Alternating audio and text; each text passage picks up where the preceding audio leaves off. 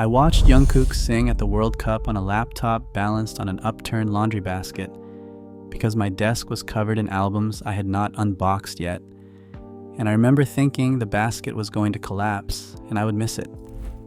That was November 2022, Bayt Stadium. He walked out in front of 60,000 people and a broadcast audience in the hundreds of millions, sang Dreamers with Fahad Al-Kubaisi, and he did it by himself. Not because the others couldn't come. Everybody remembers it as the beginning of the quiet years. But the timeline is stranger than that. Jin did not enlist until the December after. In November 2022, all 7 of them were technically free men.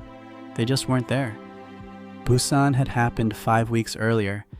That free concert where they stood on a stage in front of 50,000 people and everybody in the building knew what was coming next, even if nobody said it out loud. And then one of them got on a plane to Qatar alone and sang a song about dreams to the entire planet, while the other 6 watched it the same way I did, on a screen, somewhere else. He was 25 years old. He had a hood up in the tunnel. And the thing about that performance that nobody says clearly enough is that it wasn't a victory lap. It was a placeholder. It was one member holding a door open. Sunday, July 19th, that door swings all the way open. All 7 of them walk out at the New York, New Jersey Stadium for the first halftime show in the history of the World Cup final. Spain versus Argentina. Kickoff 3 p.m. Eastern. And the youngest one, the one who already knows exactly what this stage feels like, walks back onto it with 6 people beside him. Here's the number that reframes everything. 11 minutes. That's the whole show. Organizers confirmed it when Justin Bieber got added to the bill in July. And it landed like a correction, because for 2 months people had been throwing around 25 minutes, 30 minutes. This enormous American spectacle bolted onto the side of a football match. Number 11. That's shorter than the Super Bowl, where halftime sets usually run 13 or 14. And into those 11 minutes, Chris Martin has to fit Madonna, Shakira, Justin Bieber, BTS, Burna Boy, Gustavo Dudamel conducting, the PS22 Chorus with Coldplay, and, I am not making this up, the Muppets. Kermit is going to be at the World Cup final. Miss Piggy has better fixture access than most of us. Now do the arithmetic that Army has been doing all week. 4 co-headliners, 11 minutes. Even if you are generous, even if the staging favors them, BTS is looking at somewhere around 2.5 minutes in front of what FIFA expects to be a couple of billion people. For scale, the 2022 final drew roughly 1.5 billion viewers, and that was without 7 of the most streamed artists alive standing in the middle of it. And football is bending for this. The laws of the game say the halftime interval shall not exceed 15 minutes. That rule has been sitting there, unbothered, for basically as long as the sport has been organized. Even an 11-minute set needs a stage built and torn down around it, which is why the break itself may stretch toward 30. FIFA tested the idea at last year's Club World Cup final, same stadium, and apparently liked what it saw enough to do it at the biggest match on earth. Hugh Evans of Global Citizen described it as the largest gathering of artists for a cause since Live Aid.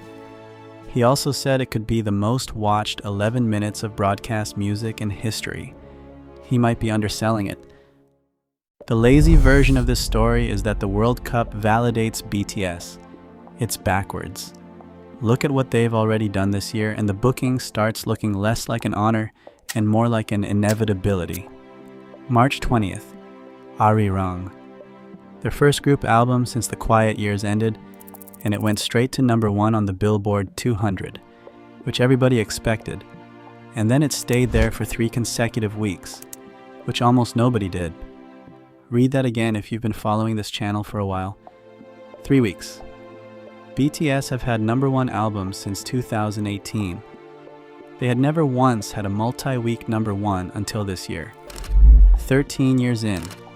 After a mandatory 2-year gap in which the standard industry assumption is that your audience evaporates and finds somebody younger, they came back and did something they had literally never managed at their commercial peak. It debuted at number 1 in more than 25 countries. It broke opening week streaming records on both Spotify and Apple Music. Then they went and started a stadium tour in Goyang, brought it to the United States on April 25th, and booked dates that run through March of next year. In May, they picked up Song of the Summer at the American Music Awards for Swim in Las Vegas, in a room full of people who spent a decade insisting this was a phase. So when FIFA and Global Citizens sat down to build a lineup for the most watched broadcast in human history, and they needed an act that requires zero explanation in Seoul and Sao Paulo and Lagos and Manila on the same afternoon, there were maybe 4 names on earth that qualified: Madonna, Shakira, Bieber, and 7 guys from South Korea who, 3.5 years ago, were being politely asked by lawmakers whether they'd be exempt from military service. Nobody's asking that question now. I still have the laundry basket. It's in a closet. It holds laundry now, which is a demotion. But I want to stop talking about FIFA for a second and talk about what you actually did for 3 years. Because the numbers I just gave you, the 3 weeks, the 25 countries, those are the outside version of this story. The inside version is that you learned the dates.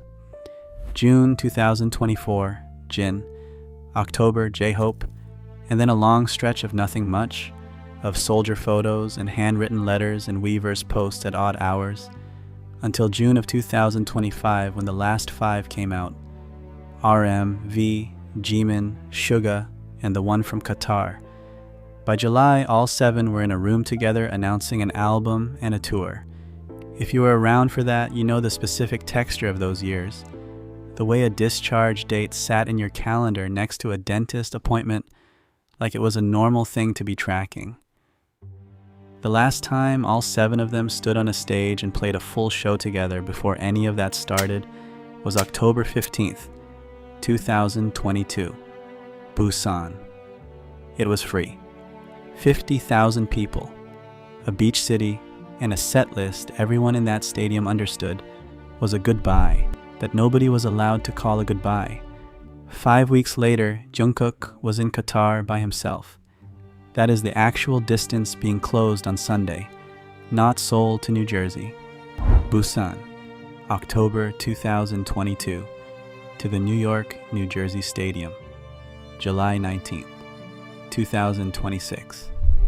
3 years and 9 months, one at a time, in and out, and then all 7 walking out together in front of 2 billion people at the biggest football match ever played. This is the largest broadcast audience they have ever had.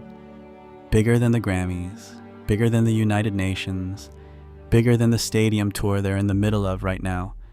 And it lasts about as long as it takes to boil an egg. Here's what nobody knows, and I mean nobody outside a very small production room run by Chris Martin and a company called Dun & Dusted, the set list. 11 minutes, 7 acts, and not one confirmed BTS song. Do they play catalog? Dynamite is the safest 2.5 minutes in popular music, and it would light up every stadium in every country simultaneously. Do they play ARIRANG, the album that just did the impossible? The one built specifically for who they are now instead of who they were in 2020.